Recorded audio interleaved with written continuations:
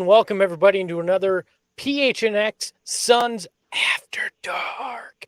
Yeah, that's right. Your Phoenix Suns wrapping up a victory against the Cleveland Cavaliers as we speak right now. I'm your host, Greg Esposito.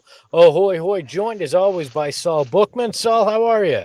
What's up, baby? Oh, it's over. It's officially over. Game's over. There we go. 101-92. And you know what that means? This degenerate gambler hit on the money line for the Suns, and he hit on the line betting on the Cavs. They eke it out. The Cavs were a plus 10, and the Suns win by 9 tonight. So guess who can take the missus out for dinner at some point? Oh my God! It's about time she gets to eat. She's starving.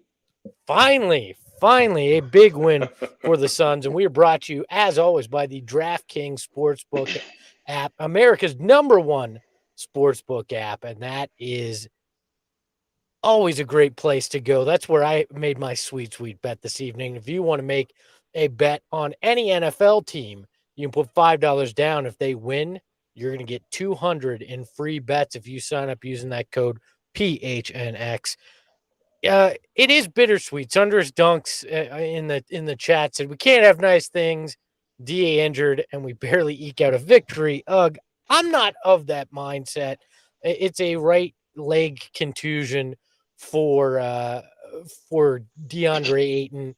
Nothing specific yet. He did not return to the game after it happened. He went back to the locker room. Gerald Bourguet will be joining us from the Footprint Center. I'm sure he will bring everything that he learns, the latest that he finds out about DA live from the Footprint Center when we have him in a little bit. But Saul, I'm not gonna get down. We don't know what's going on with DA, but the Suns, after being down big, I believe it was 40-28 at one point in this game, the Suns go on a huge run as the Cavs from the 7:24 mark in the second quarter scored 2 points.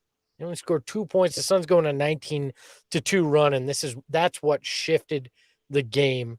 How impressed were you with the Suns after what felt like another potential loss after that first quarter?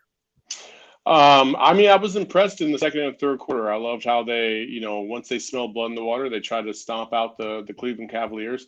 The thing about Cleveland is they are younger and they are relatively inexperienced. And so young and dumb teams play hard all the way to the end of the buzzer, and you're just like, oh my God, come on, you guys take the L. Let's just keep everybody healthy and move on. And to their credit, to fight back like that after their third game in 4 days, we saw what the Suns did in Portland, and they didn't show that kind of fight. So, but again, the Suns are a veteran team. They know when they count their losses. Cavs are still trying to figure that one out, and I'm just happy that they won. It looked like it was a pretty resounding victory as these gnats are flying around my fucking house, and that must have been a Cleveland Cavalier gnat right there because they're just a pain in the ass. Hey, you're just buzzing around your dome all night. Well, look, we talked about it in pregame. We thought hitting more three-pointers and taking more three-pointers was going to be the key to a Suns victory. We were wrong there. The Suns took 26. They only hit 6 of them, 23% I said 25-30. Well, you said they should shoot that. I said they need to make some.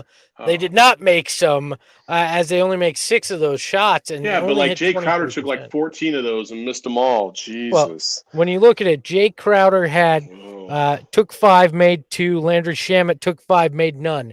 So that's 2 of 10 right there of the 26 overall. So the rest of the team was 4. We're gonna get into some Jay Crowder. I'll tell you that much right now. I can tell you're a little salty about Jay. We will get into that. But good night from Book on his birthday. He drops 27 points, 9 assists, 4 rebounds, 9 of 20 shooting. You could nitpick at that a little bit. Oh, 4 from 3, but get to the drink of the night, man. My ice is melting. Let's go. All right. Shit. Shane, let's fire up the drink of the night. There we go. That purple drink. Baby. That's right. That purple drink. Suns get that W wearing the purple at home. We don't see it often, but the purple gang from Phoenix was running. Let's cut back to Saul because I think Saul is actually making a purple drink Yeah. right now. I actually have a little Empress gin right here. So I'm gonna throw some Empress gin. I'm making myself a little purple drink right now as we speak. Let me get this. Oh, there we go. Let's pour this nice, beautiful concoction. It's like a blue gin right there. Okay, that's enough. That's a little. You need to bring that into the studio. We're severely lacking when we're in studio. Oh, I got you, little baby bird. And then we got a little seltzer water, real quick. Oh yeah, let's pour that in there. Make that sound. That sounds like one hell of a drink there. So. And then the last but not least, we got a little. You got a little grenadine kind of stuff. Just a little bit over the top. Ooh. Saul bringing it tonight with the drink. There we go. That's the purple. And let's see the final product here. It's almost pink though. Only. It's almost pink though, so that's all right. I don't have a stir, but let's. I had orange. I only had something that was orange, so we'll go purple and orange this evening. There we go. Oh, that's some peach mango thing. Oh, I regret that already. Yours looks much better than mine tastes. So Suns get the win here. It's the PHNX Suns after dark. They won 101-92 over the Cleveland Cavaliers. And Saul, let's just hop into it. What's got you salty? What about? I mean, I get it. Jay's struggling, but what about Jay has really gotten you going here? I know he does some intangible. He plays smart, okay, for the most part. He plays smart. He understands the intangibles of a game. However, my guy, you have got to hit open shots when they're there. And this whole streaky J thing is really going to hurt the Suns in the long run. Listen, if this guy can't contribute as the fifth man, as the scoring option, you might as well take him out and put Cam Johnson in. But then again, let me back up because Cam Johnson is hot trash right now too. 10 points, 6 rebounds tonight. Had a better game than he did the other night, but he hasn't been playing lights out either. At least not to the level that a lot of people thought he was going to play. Especially when you're talking about him possibly getting Mikal Bridges type of money next summer.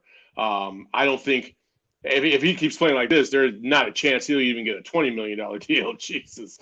So I'm just disappointed with Jay Crowder as a whole. I just feel like he's been in the slump basically the first 5 games of the season. He's trying to get his rhythm, whatever that means. You're a professional shooter. You got to make these open shots. I mean, he's getting wide open shots. And same thing with Shamet. Shamet is – everybody loves Shamet in the preseason. That dude has been MIA these first 5 games of the season. He hadn't done shit. Hey, he started 6 of 10 from 3. Tonight, he struggled. We joked he was sham wet early on. He's sham dry tonight. Like I said, 0 of 5 from 3, 1 of 7. Overall, I get the issues with Jay, right? He's a guy that is streaky and has been. We saw Sticks play some tonight. It makes me wonder, is that deal that we've heard something about that keeps getting hinted at, with San Antonio for Thad Young, is that actually potentially gaining some steam because they showcase Sticks a little bit? I know they were looking for a jump start, but the guy hadn't seen the floor at all. Jay's cold. Cam Johnson's cold. Adding a power forward wouldn't be a bad idea. I wonder if that deal might actually make some sense now. I don't know why you would want. I don't even know why you would want Jalen Smith if you're San Antonio. Well, I mean, I'm sorry. I'm watching Jalen Smith, and I know there's a lot of people that love Jalen Smith for whatever reason. I'm not one of those people. I don't understand it. But hey, he plays hard. I'll give him that. Shh. Don't.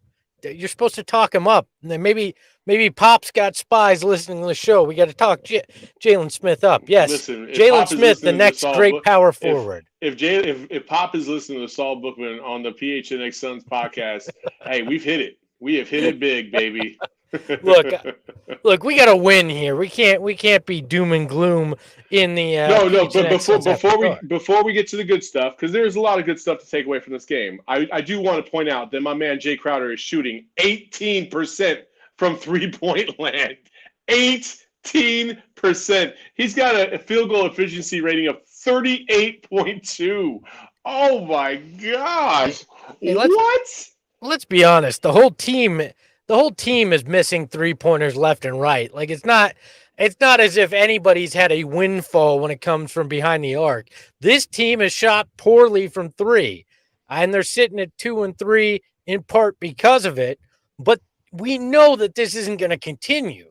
There will be a night where the lid comes off the basket from long distance and it looks fantastic. And tonight wasn't that night, and they still looked pretty good for 2.5, almost 3 full quarters there. I mean, once they got on that run in that second quarter, it was pretty much done. The only thing people were watching for was that point spread in the end.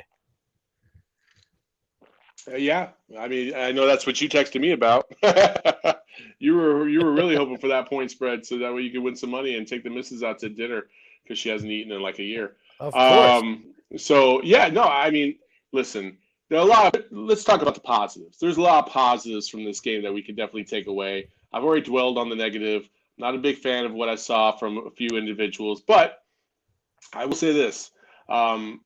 They played very well tonight. I thought DA played very solid overall. I thought offensively he was where he needed to be. He was a little bit more aggressive. He called for the ball a couple times, which I was excited about. And I thought the ball movement was really nice and crisp, especially you can tell when the Suns start to get into a nice rhythm, that ball bounces and moves in different kind of ways. And it's just beautiful basketball to watch. That's why it's so easy for everybody to be like, when Elfrid Payton comes into the game, to see the difference between him and CP3 and how that ball just kind of sticks and doesn't move as well. Although tonight I didn't feel like it did as much. I felt like Elfrid did a decent job of getting the ball moving and making some nice plays. And he didn't have a phenomenal night, but he didn't get the ball to stick in his hands like he normally does. And I appreciate that. Well, there were a few times in that third and fourth quarter where that ball whipped around and you went, here's that group that we know so well. Here's that group that made it to the finals last year. And it felt good. Now, it wasn't their all game, but there were flashes of it for sure. The other thing, though, that is encouraging to me is the Suns only missed 10 free throws in this game. They shot 17 of 27 from the free throw line. So when you add the 10 points they left at the charity stripe and then the missed threes, they still win by 9 in this game. I mean, this was close to Suns basketball. If they make those free throws, you're talking maybe a 19-point game. If they hit a few of those threes, it just starts to snowball, right? And one of these games, it'll happen. I don't know when that will be. I don't know if it'll be Tuesday or later next week, but one of these games, everything's going to click and we're going to go, there we go. Finally it's there. And that's what's encouraging to me so much. I mean, even Devin hasn't had that typical Devin Booker game efficiency wise, like we saw last year either. Yeah, but Devin looked as good as he has all season, especially in that third quarter. You could tell he was feeling like he was in a really good groove. It seemed like every shot he put up in that third quarter was nothing but the bottom of the net. It was so sweet. His step backs were they were effortless. They were absolutely effortless tonight. Unfortunately, he still struggles with the three. And I wonder when that's going to start to click for him too. He has never been like a lights out 3-point shooter, but he's always been a serviceable, if not good, 3-point shooter. But for whatever reason, he's been struggling with his 3-point shot, as has the whole team. So I don't know what coach is doing in practice or whatever, but we might want to chuck up a few more threes during these drills because my guys need some help from the perimeter. Hey, look, Devin can hit them when nobody's guarding him. He's proven that in the 3-point contest. He's got to hit him in a drill with somebody's hand in his face, and then it'll be more game realistic. He was 0 for 4 from behind the line, but he had the best pass I've seen all week, and that's including the Cardinals game, right? Devin Booker from half court to Mikal Bridges for the dunk was the best pass I've seen. It was spectacular. And just he threw it to a spot, they said on the broadcast. It's so true. You watch that replay, and Mikal's almost off screen as Book throws the ball, and he just goes up and gets it. That was the play of the night for me. Oh, absolutely. It was a spot on pass from half court. Beautiful. It kind of reminded me of Jason Kidd to Antonio McDyess a little bit from back in the day, if you remember that one, which is, probably one of the better passes in Suns history. So, Devin played a good game. He had 9 assists tonight. He had a good, solid, all-around game. I thought Chris Paul finally woke up, had a nice game. DA had a good game. We're just waiting for guys like Mikal and Cam and Jay, the supporting cast, outside. It's the big three. Like, I think we all need to understand that it is the big three. It was never the 2 guys and then maybe Mikal instead of DA. No, it's DA. DA is the third of the big 3. There's no denying that. Well, go ahead. I was going to say, let's bring in the third of our big 3. It's Gerald Bourguet. Look at that transition right there. What's up, Gerald? Are you gonna dance for us, Gerald? I'm assuming you can hear the music then. Yeah. I mean, I can give a little Suns victory dance. That's going to be it. That's all it is. So, Gerald, what are you hearing out there tonight? Obviously, DA, the big concern right now. Give us an update of what you heard from Coach, and then we can talk about Monty's thoughts on the game overall. Yeah, so it was a pretty encouraging update from Coach. He basically said that it was one of those things. It was a leg contusion, a bad leg contusion. He made it sound like it was a contact thing, but they said that they don't think it's too bad and that he's going to be all right. So we'll await official word from the team, but it's encouraging when Monty comes to the podium and says he thinks it'll be okay, because normally he doesn't offer us much on that front. So when you say contusion, I always think like laceration. What are we talking about when we're talking about contusion? A contusion could be just honestly, just like a bruise, or like it gets hit or punched or something. I feel like that's. If my man came out because he got bruised, I might lose my shit right now, Gerald. It's a deep bruise, Saul. A deep bruise. It's a deep bruise. The bruise is deep. But I mean, bruised in the heart. Shit. I mean, it's good news all around, because Ayton was a huge reason that they went on that run in the third quarter and the second quarter. Really strong performance from him. So it's good that he's not hurt, and that they were able to finally turn things around with a W tonight. Yeah, so the speculation that it was a non-contact injury doesn't appear to be correct. That's good to hear. We actually have a clip of Monty giving that update. Let's play that now. He had a bad contusion. It's one of those deals where you get hit and it just lingers for a minute, but we'll be able to give a better evaluation, but we think he's going to be okay. Well, I like we think he's going to be okay. That's the way you want to go. Gerald, what did Coach have to say about the performance overall tonight? I'm assuming pretty happy outside of that first quarter. Yeah, I think so. He was talking about how, because he had mentioned in the last 2 games how they just didn't come out with energy in the third quarter, and he praised them for turning that around tonight, because they went on that huge run to start the third quarter that bridged the second quarter, and he really liked the way that they were moving the ball, the way that they were just kind of playing loose and weren't thinking about it as much. So kind of all of the things that they had been talking about in practice all week, being more consistent. Aside from that first quarter, they were really good, and defensively they locked in. So he was pretty pleased with that as well. Any concerns about the fourth quarter and how they kind of let Cleveland not really back into the game, but they did cut the lead from 24 down to as little as 7.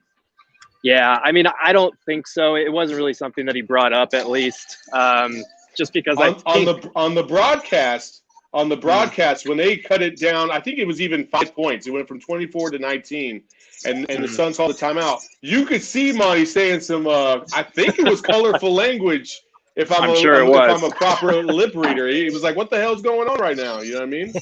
Yeah, I mean, I'm sure it was, and like honestly, it was not the best close to the game. That kind of goes back to what he's been talking about with being more consistent, closing out teams strong. But we saw this last year too with this team. Even when they were at their peak power, they would do this thing where they'd get up by double digits and let lesser teams back in games. So, I mean, it could be something that just pops up from every now and then. I think they were just happy to put together a mostly consistent game and come out with a W in the end. What were the thoughts on Sticks? He obviously got his first minutes of the season and came back in that second half as well. Did Coach talk at all about that? He did. He brought up how it's tough for a guy to get in a rhythm when he doesn't play that much, when he hasn't been a part of the rotation. So he kind of praised him for bringing energy. Obviously, there were some ugly spots for a second-year player who didn't play much as a rookie. Like he had that one play where he like dribbled with his left hand and like tried to make something happen, and it was just awful from the start. But you mean when he JaValed it, yes, Yeah. we saw that. Yeah, but I mean, other than that, he was pretty. He brought energy, and that helped because in the beginning of that game, when he came in, the Suns were looking for any type of spark at that point. And I thought Jalen provided it, even if it wasn't pretty. It at least got things going a little bit, and then the starters came in and started to take care of business again. With the loss of Torrey Craig, you're starting to notice that a little bit more and more. That energy. Campaign typically can provide that as well off the bench, and so when he comes back, I would expect that to change to a degree. But the loss of Torrey Craig, I think, has been severely ignored by everybody. And so when you mention Sticks and his energy, I don't get the same Torrey vibes that I do, from Sticks as I did from Torrey. So, I mean, are you concerned at all about that lack of energy, especially from the second unit, and how can the Suns overcome that? Maybe by benching Jay Crowder for Cam Johnson or something? I don't know. I'm just going with that. I don't know if that's the answer, but I do know, the Torrey Craig loss was understated. Like, we didn't make a big enough deal about that. I think it's a little more glaring when Cam Payne isn't out there, just because Elfrid Payton hasn't been good. JaVale McGee has been pretty bad. I just think it's one of those things where once this bench gets healthy and maybe a little bit more acclimated, it'll be better. But yeah, you look at like Landry Shamet didn't play well tonight either. He didn't shoot the ball particularly well. JaVale McGee was bad in his limited time. And when the bench came in tonight, you saw that lead, the Cavs start to chip away. I think they went on an 11-0 run to close the third quarter. That kind of gave them life a little bit. So it's one of those things where the bench still has a lot to figure out. You're not going to get a guy that replaces those Torrey Craig minutes because they've tried with Abdul Nader and it hasn't quite worked. So it's one of those things where they're going to have to keep trying in different things, different lineups, and hopefully that bench will come together. Any reason why Abdel didn't play tonight besides, him not being very good?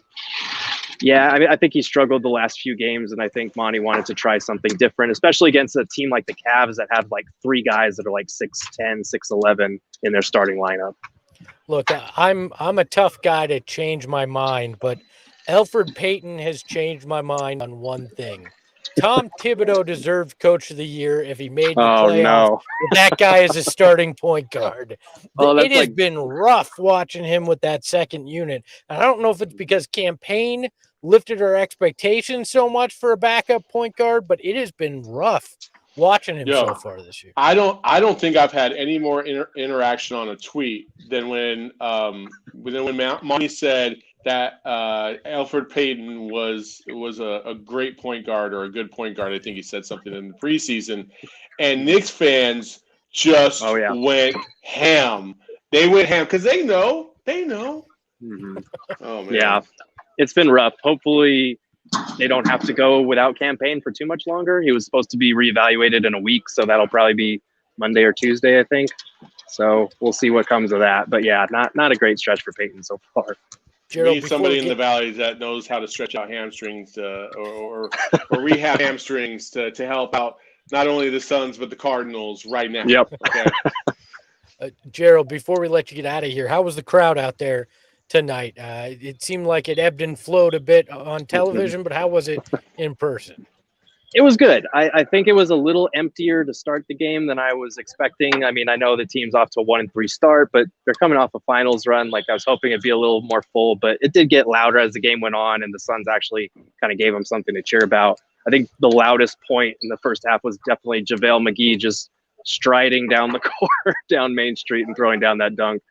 So that kind of woke the building up a little bit. Hey, Yeah, that his finals juice Air Jordan costume. That finals juice can only take you so far, Gerald. It can That's only true. take you so far.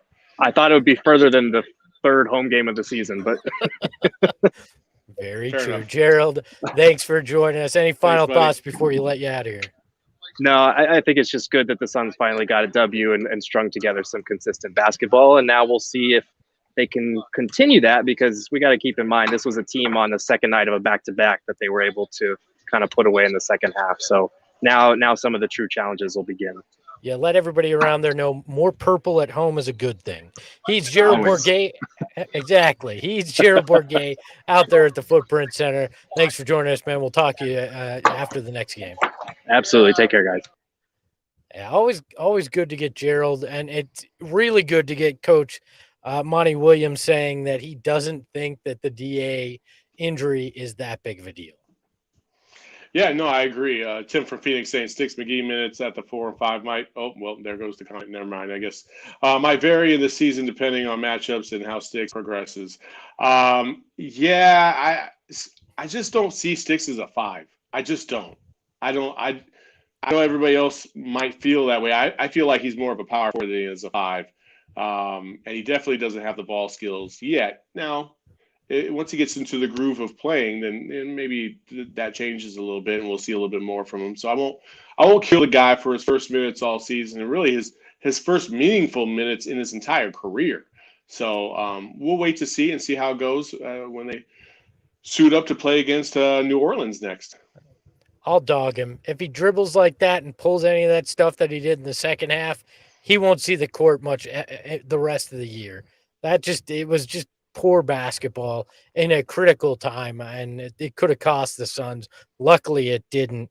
So I don't think it was a critical time, but it was in the fourth quarter.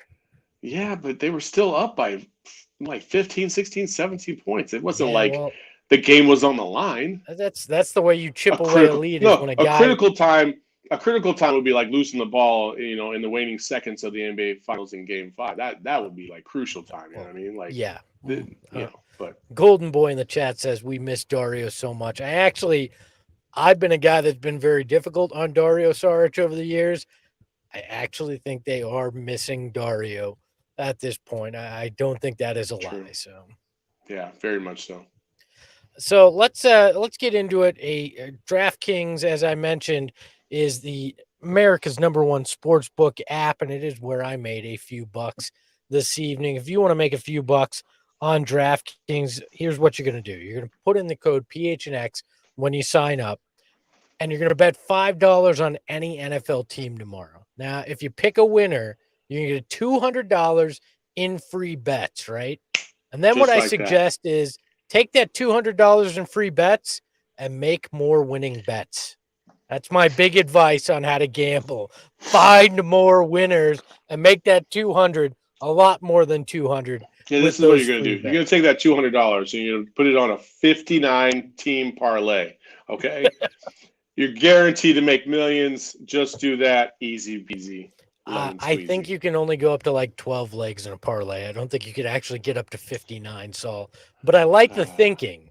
Well, actually, no, wasn't there a guy that had like a 15-team parlay or something like that, or maybe 16 in week 1? You know what, Saul? We're going to test this on Monday's show. You and I are going to come up with the largest parlay we can, and I will put $20 on it just to see what we can do. I will too. Yeah. If we win, we're done with PHNX. I'm sorry, people. We're all done. We've done our jobs. We are out. DraftKings. Let's go. Well, you know what'll be great too is when we make those millions, we can get it out quickly because DraftKings is safe, easy, secure, and you can withdraw your money quickly. So we can get across the border with that bags of cash and live like kings. Across the border, we're not stealing I want to live in Canada. What's wrong with that? Canada? I thought you were going to go to Mexico. Why Canada? I'm going to Canada. I hear people are nice in Canada. I could use more nice in my life. So I'm going to take my DraftKings winnings and move to Canada. I can be off the grid. I don't have to worry about anything. Like, that's what I said I would always do if I won the lottery. Dude, if I won the lottery, you would never see me again. Nobody would ever see me again. I would just be gone. So please, people, buy lottery tickets and then give Saul some money to bet on DraftKings so we can get him out of here. The man deserves a peaceful life off the grid. And if you want a peaceful life off the grid, make some money using the DraftKings Sportsbook app. I don't think that's how it works. $5 down on bet on any NFL game. If you pick the winner, you're getting $200 free in bets, and then you can keep making that money until you can live off the grid. All right. Use the code PHNX when you sign up. That's how you'll get the opportunity at that. 21 and over, Arizona only. Gambling problem, call 1-800-NEXT-STEP. New customers only. Eligibility restrictions apply. See DraftKings.com/sportsbook for details. Living off the grid, not guaranteed. Lace Bacon, I think Canada is still in lockdown. I'm fine with that. Connor Brum, Saul would be off the grid like Jay Crowder shooting from 3. Well said, Connor. Well said. You gotta love it. I wouldn't mind going up in Canada and living in lockdown because I don't like people. That's why it's so much better to just broadcast from this walk-in closet rather than having to go in the studio. I don't like people. By the way, go to gophnx.com and become a member and join our family, our community, because we are all about the fans. Look, I love those people because they don't have to be all around me all the time. We can virtually like each other. And that's how I prefer people, virtually. I loved lockdown. That's out of context quotes right there. That's how I love people virtually. I love our out of context quotes. Yeah, but go to PHNX. Hey. Become a member. But going back to your DraftKings, we do have a DraftKing of the game, and it is the one, the only Deandre Ayton. 17 points, 12 rebounds, 3 steals, played great defense, had a beautiful turnaround jump shot. Tonight was all around the rim. He was the force out there, and that's what we want to see from the big guy. Plus one hell of a bruise as well. So all around, luckily, doesn't sound like it'll be serious. So congratulations to our king of the game, Deandre Ayton. Brought to you by DraftKings. Again, use that code PHNX when you sign up. And Deandre, as a thank you and a congratulations for winning, Saul will make you a purple drink the next time he sees you. He'll mix that up. It's on me there, DA. It's on me. I promise. Even though it looks pink, you'll be man enough. All right. Yeah. Brian in the chat, Saul will miss Espo more than we miss Tory Bulldog and Dario when he goes off the grid. You really don't know Saul if you think that. Yo, hey, I love everybody. Everybody that's close to me. I love you dearly, but it's just me and the missus and the kids, and that's about it. Yeah, I'll send a flyer out for everybody to join me at my villa, but that's about it. That'll be the only communication you ever get from me if I ever won the lotto. We can't virtually still be friends. What a disappointment. No, because I don't love people virtually like you do. I love people virtually. That is the truth. Is the missus even real? I think she'd prefer me to be virtually in most cases.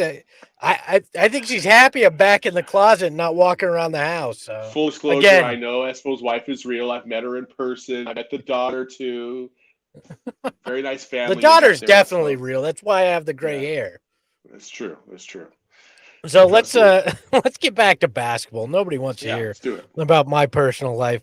What do you think the biggest takeaways are from this game? Looking at how they played and what they were able to accomplish to getting back on the in the win column. I don't know. I don't know what you can take away from this game, particularly that you hope carries over. Well, I do. Again, it's all a work in progress. You got to get back to where you were, and it takes a little time. Even like championship teams of the past, sometimes they start off a little rough because they want to leave off where they left off, or they want to start where they left off. Sorry. And it just doesn't happen like that because you have a new team, a new season. Things are just, kind of going through the motions. You're trying to figure out that nice winning sauce, and you think you could just jump back into it. And this team is finding out that you just can't. You just can't. And so I think what you saw tonight was a team that was starting to find their groove, starting to find their spots, starting to feel comfortable out there on the court together. And Everything was executed in the second and third quarter the way they wanted to execute it. They played Suns basketball. Whether they hit the shots or not didn't matter. Everything was there for you to execute, and they executed at a high level. And in the second and third quarter, they did hit those shots, and that's what you want to see. In the fourth quarter, it got a little sloppy, but that's kind of understandable considering, you're playing the Cavaliers and you're up by 24, and it's just, there's a natural tendency to just kind of take your foot off the gas. But I think overall the Suns played a solid game. They did what they were supposed to do, and I think you'll see in the next game they'll just take it up another step as they play the New Orleans Pelicans. And I would assume Jay Crowder will finally hit more than just 2 threes. I think my biggest takeaway was the fact that, okay, so they fought back and they took the lead right before halftime. They go up 4, but they came out in the third quarter, and even though the Cavs looked at film, made adjustments, whatever, at halftime, the Suns actually kept their foot on the gas. There wasn't a letdown right out of halftime, which we'd seen so much this season already. And the other takeaway, they made it a point to get Deandre Ayton the ball after he got going in that second quarter. They went to him in the third quarter, which I think is important. You don't think they went to him in the third? Hell no. He only took 3 shots. What do you mean they finally were going to him? No, they weren't going to him. I was watching that third quarter looking for that, and they did not go to my guy. To start the quarter, no, they did. No, they didn't. Go back and watch. I'm pretty sure those 3 shots came pretty early in the quarter. DA, we went off last post game hard on the Suns to get DA in a position to score. I went back, I watched some things, I talked to some people. I think it's about a 50-50 split. Some of it's on DeAndre, some of it's on the team to get him the ball once he gets going early on. He was active early in that third quarter with some great screens, some rolls. I think he did his part to get himself the ball early. You know what DA is like? DA is like a wide receiver who continuously gets open and never gets the ball. And then finally the quarterback throws the ball his way, like on a deep route. But my man runs like 75% because he thinks, I'm not going to get the ball. I never get the ball. And then the ball actually gets thrown to him. That's kind of what DA's situation is like in the second half of these games. It's like he goes and then he doesn't get the ball. You saw even tonight with Jalen Smith. Jalen Smith rolled to the basket wide the fuck open underneath the basket. They didn't even look that way. Jay Crowder he was basically like, here you go. He was Jalen was jumping with his arms. Oh my gosh. And that's kind of problematic when you have a big guy like that. When you have DA, who's been through that a million times already with this team, now they're starting to look for him. I thought DA did a fantastic job sealing off defenders down low. He got a couple easy bunnies because he did do his role beautifully. Now, in other games, sure, yeah, I could see where it is a 50-50 split, but I guarantee you it's more of like things taking a toll and him just not realizing that he needs to be 100% engaged every single time, even if he doesn't get the ball, which is hard to do sometimes. So I've been out there playing basketball before, playing rec ball or whatever.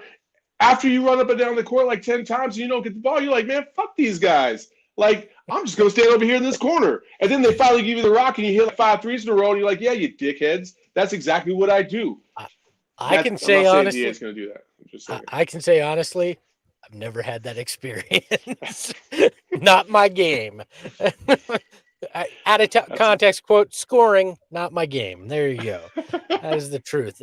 Also, I think another thing that you can take out of this is ball movement. We talked about it earlier, but they got that thing whipping around the perimeter on a couple occasions tonight, and that is what we wanted to see. Monty, we heard him in the pregame talk about how he was simplifying the offense, letting these guys react rather than think.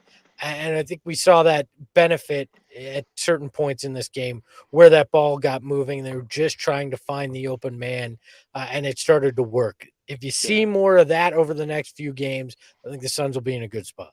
Yeah, I absolutely agree. And also, if you want to get your ball to keep moving and not really react, you just want to react instead of, prepare, go to manscaped.com, baby. You take care of the boys. and you just react in the situations that present themselves instead of overthink what you're doing.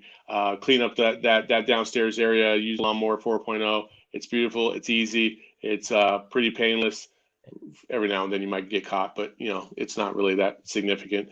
And they got other products too. So use PHNX code PHNX 20% plus free shipping just by going to manscaped.com. So there you go. Yeah, you like those smooth balls moving around. I mean, that's what you want to see. Always. So it's good. Good. That was a great Saul. Congratulations to you. That was the first time you've surprised me with a Manscaped. I kind of stumbled through that a little bit because I was trying to go too fast. But hey, you don't go too fast when you're using the Lawnmower 4.0. Take your time. It's going to pay off. People love it, and there you go. Look, you can go fast though because it's safe. I mean, you're not going to nick yourself. You're not going to cut yourself. If you want to go fast, if the situation dictates that you run, the full court sprint, right? You can do that. You can go fast. You're not going to hurt yourself. So Matthew Van Hoos in the chat saying he had the same experience that I did playing basketball, and then once he got the rock and he could show that he could score, they wouldn't stop giving him the ball. Cheers to you, Matt. There you go. And real ballers out there. I don't give a shit if it's YMCA, rec league. I just went to Kiwanis Park. I don't care. If you can ball, you can ball. There you go. Well, guess what? When you have Manscaped, you can ball too. So Manscaped, use that code PHNX and get 20% off and free shipping when you head there. Lindsay's on vacation, Connor. Sorry. Yes. We scared her away with all the Manscaped reads. We promised her when she gets back, we won't do them anymore. Honestly, seriously, I'm talking about, Espo's talking about going to Canada, and I was talking about going to Mexico. Lindsay is literally in Mexico right now. She's somewhere off the grid. She doesn't want to be bothered. That's fine. That's fine. We thought we were going to get a wiretap somewhere. Maybe she was going to come in live from wherever she is in Mexico, but no such luck. She did retweet one of the shows on whatever crappy Wi-Fi she got, so I'll give her credit for that. She will be back another week when she comes back, so hopefully the Suns will be a above 500 team by the time she's back here. Run and gun with Manscaped in 7 seconds or less, according to Connor in the chat. I love it. Hook shots all day, son, from Classy Nasty. Virtual cheers from Matthew. The chat is the best part of all this. We're all about community here at PHNX, and you guys and gals make this more fun. Win, loss, whatever. You're always hanging out here. We appreciate you. We still need a name for these guys. The X's didn't stick. Nobody liked the farm. So we still need a name for the chat. I don't even understand the farm. What the fuck does the farm even mean? The happy on the farm. The Monty quote, and they want to be called the farm. No. Because what if Monty wasn't our coach in 5 years? Then what? What are we going to call everybody? The farm still? I don't know. I don't want to think of a world where Monty's not our coach in 5 years. True. So. That's true. I don't want to think of that either. Yeah. Thanks, Saul. You had to go there, didn't you? Now my buzz is worn off. Sorry. It just started. What do you mean it worn off? Buzz is worn off, all right? All right. Well, it sounds like we're at the end of this show. Yeah. Hey, it killed my buzz, so we are at the end of this show. Any final thoughts as we head into our one-day weekend? Well, I guess you've got the tailgate. The Manscaped Mafia, was that what that Machos. Manscaped Machos. I got you. I don't know, kind of like Manscaped Mafia. I don't know. I do kind of like the thought of selling it to a sponsor. We will sell you guys to a sponsor. Thank you to the ballers. chat. Look, the hairless ballers. Yes. That's a good one, R, in the chat. We will be back with another pre and post game show for Tuesday's game against the Pelicans. We will be back. We're going to celebrate Halloween tomorrow with the family. We will be back with, I don't know if we're doing live or audio only on Monday. We probably should figure that out, Saul, but you'll get some version of the PHNX Suns. We'll be going live on Monday. We'll go back to our normal schedule outside of games, Monday, Wednesday, or Friday. But if we have a game on that day, then obviously, we're going to be going that night. So You heard it from the GM. We will be the live. only reason why we even switched it up in the first place is because we all thought that the Sarver news was going to break. So we were like, we might as well go live Tuesday because that's what we all thought was going to happen. And then it didn't. So there you go. Well, yeah, there's that. Let's all take another drink when we have to think about that. All right. So, drink your. I would like to say this, though, real quick. Just on a soapbox, if you will. Shane, have the mute. There's a lot of people behind the scenes that have to deal with a lot of the stuff that come out, whether it be positive or negative. And in this circumstance, I am thinking about those peeps behind the scenes, like really like the run the social media or the PR, that are doing their damnedest to put out the message for not only the team, but on behalf of people that things represent. And it's not an easy position to be in.